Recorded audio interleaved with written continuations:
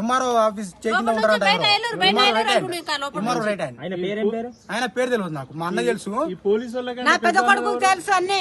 ఎంఆర్ఓనే అన్నాడు. నేను అందరికీ పెద్ద నా దగ్గర ఇప్పుడే చెప్పిండు. మళ్ళీ మా సిస్టర్స్ మీద ఏమో వరుతుండు. మీరు ఏం చేస్తారు మా ఏం చేస్తారు, మీరు పోండి గెట్ అవుట్. కళ్ళు చూస్తుండే కాకుండా మీరు లంబరోళ్ళు ఏమో పెద్దోళ్ళు జోలికి రావద్దు, లంబరోళ్ళు ఎందుకు వస్తారు అంటుండు. అంటే లంబరోళ్ళు అంటే అసలు లంబరోళ్ళ గురించి నీకేం తెలుసు? ఒక మాట లంబరోళ్ళ గురించి ఏమైనా తెలుసా? ఒకప్పుడు లంబరోళ్ళే కదా సార్ మొత్తం చేసింది. ఇప్పుడు నా పాస్బుక్ నా ఇష్యూ కాకుండా ఎందుకు చేస్తున్నావు? వారు ఎవరు ఇస్తుంది నీకు డబ్బులు? ఇక్కడ నుంచి ఎవరో లేరి అంటే ఫోన్ చేసి, ఇప్పుడు ఆపోజిట్ వాళ్ళు ఉంటారు కదా సార్, వాళ్ళకి ఫోన్ చేసి చెప్పేస్తుంది. వాళ్ళేమో ఈమెకేమో 50,000 1,00,000 రూపాయలు అట్లా ఇస్తారు. అంటే మేము చేయలేమన్నా సార్.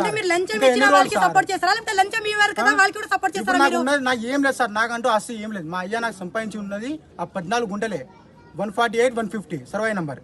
ఇప్పుడు నా 2 తమ్ముళ్ళు, ఒక చెల్లె, వీళ్ళకి పెళ్లి చేయాలి, నేను ఇల్లు కట్టుకోవాలి, నాకంటూ ఉండాలి కదా సార్. మళ్ళీ నాకంటూ ఏం లేదు సార్. ఆ భూమి ఒకటే ఉంది సార్, అది అమ్మితేనే రేపటి రోజు నేను పెళ్లి చేసేదైనా వాళ్ళిద్దరికి చూసుకునేదైనా.